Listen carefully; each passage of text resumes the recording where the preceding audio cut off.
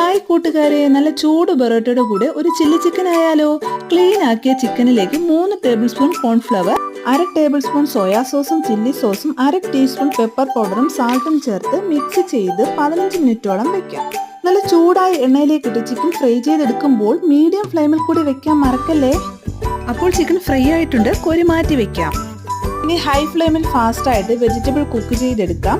ഫസ്റ്റായിട്ട് വെളുത്തുള്ളി, ഇഞ്ചി, പച്ചമുളക്, സ്ലൈസ് ചെയ്ത് വെച്ച സവാള, ക്യാപ്സിക്കവും ചേർത്തിളക്കി കുറച്ചുകൂടി സോസുകൾ ചേർത്ത് കൊടുക്കാം.